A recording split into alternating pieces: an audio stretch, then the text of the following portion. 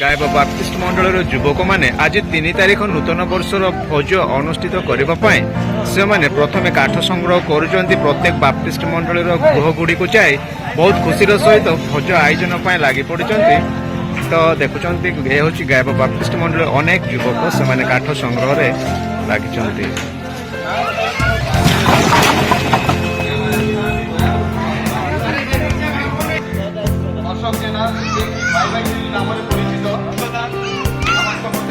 ଭୋଜର ଆୟୋଜନ ପାଇଁ ମଣ୍ଡଳର ପ୍ରତ୍ୟେକ ସଭ୍ୟ କଟାବଟାରେ ବ୍ୟସ୍ତ ଅଛନ୍ତି। ବର୍ତ୍ତମାନ ବହୁତ ସୁନ୍ଦର ପରିବେଶ, ଯାହାକି ଆନନ୍ଦ ମୁଖର ପରିବେଶ ସୃଷ୍ଟି ହୋଇଛି ମଣ୍ଡଳୀ ମଧ୍ୟରେ। ଅବଶ୍ୟ ସମସ୍ତ ପ୍ରକାର ଦୁଃଖକୁ ପାଶୋରି ସବୁ ଯୁବକ ବୟୋଜ୍ୟେଷ୍ଠମାନେ ମଧ୍ୟ କଟାବଟାରେ ଲାଗିଛନ୍ତି। ପ୍ରେମ ଭୋଜ ଏକ ନିଆରା ଓ ଏକ ବିରଳ ସମ୍ମିଳନ ଅଟେ।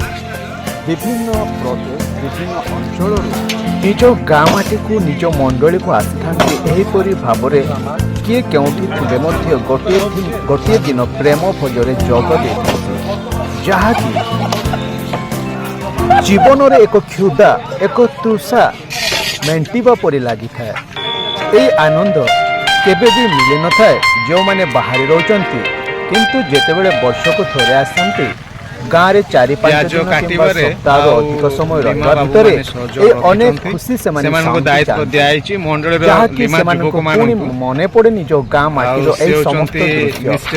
ତେଣୁ ସେମାନେ ପୁନର୍ବାର ସ୍ୱପ୍ନ ଦେଖିଥାନ୍ତି ଗାଁକୁ ଫେରିବା ପାଇଁ, କାରଣ ଏହି ମିଳନ ଆଉ କେବେ ବି ମିଳିପାରିବ ନାହିଁ। ତେଣୁ ଜୀବନରେ ବଞ୍ଚିଥିବା ବେଳେ ଏହିପରି ଏକ ସମ୍ମିଳନ ଆୟୋଜନ କରି, ଭୋଜ ପ୍ରସ୍ତୁତ କରି, ଭୋଜିଭାତ ଆୟୋଜନ କରି ନିଜ ନିଜର ସୁଖ ଦୁଃଖକୁ ବାଣ୍ଟିବା ଏକ ନିଆରା ଢଙ୍ଗ ଏହି ଖ୍ରୀଷ୍ଟିଆନ ସମ୍ପ୍ରଦାୟର ବା ଆମ ଗାଁ ନିଜ ଅଞ୍ଚଳ ଗଜପତିର ଏହି କେତେକ ଗାଁ ଗହଳିରେ ଏହା ଅନୁଷ୍ଠିତ ହୋଇଥାଏ। ଦେଖୁଛନ୍ତି କେତେ ସୁନ୍ଦର ଭୋଜି ଭାତର ଆସରା ଜମିଛି, ବହୁତ ଆନନ୍ଦଦାୟକ। ଯୁବକମାନେ ଏକାଠି ହୁଅନ୍ତି, ବୃଦ୍ଧମାନେ ମଧ୍ୟ ଏକାଠି ହୁଅନ୍ତି। ସଞ୍ଜବେଳେ ରାତ୍ର ଭୋଜନ ପାଇଁ ବର୍ତ୍ତମାନ ପ୍ରସ୍ତୁତ ଚାଲିଛି। ତେଣୁ ଆପଣମାନେ ଦେଖୁଛନ୍ତି କେହି ତ ଗପୁଛି, କେହି ତ କଟାକଟି ବଟାବଟି ଇତ୍ୟାଦି କାମରେ ଲାଗି ପଡ଼ିଛନ୍ତି। ନିଶ୍ଚୟ ଆପଣମାନଙ୍କୁ ଏ ଦୃଶ୍ୟ ଏକ ନିଆରା ପରି, ଏକ ପସନ୍ଦଯୋଗ୍ୟ ଦୃଶ୍ୟ ପରି ଲାଗୁଥିବ।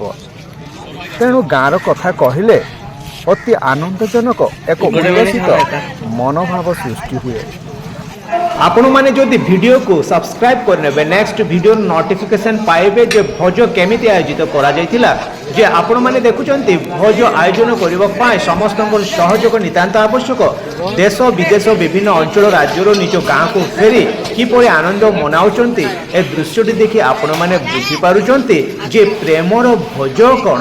ଯେ ପ୍ରେମର ଭୋଜ ଏହା ହିଁ ବୁଝାଏ ଯେ ସମସ୍ତେ ସମ୍ମିଳିତ ହୋଇ ଏକାଠି କାଟିବା ବାଟିବା, ନିଜ ପ୍ରେମ ଭାବକୁ ଅନ୍ୟକୁ ବାଣ୍ଟି ନେବା ଓ ଅନ୍ୟର ସହଯୋଗରେ ନିଜର ସହଯୋଗ ବାଣ୍ଟି ସହଭାଗିତା ରକ୍ଷା କରିବା, ପୁଣି ସମସ୍ତେ ସମ୍ମିଳିତ ହୋଇ ଭୋଜ ଆୟୋଜନ କରିବା, ପୁଣି ସର୍ବଶେଷରେ ଭୋଜକୁ ଭୋଜନ କରିବା। ତେଣୁ ଭିଡ଼ିଓକୁ ସବସ୍କ୍ରାଇବ କରନ୍ତୁ। ଶେଷରେ ପୁଣି ଭିଡ଼ିଓ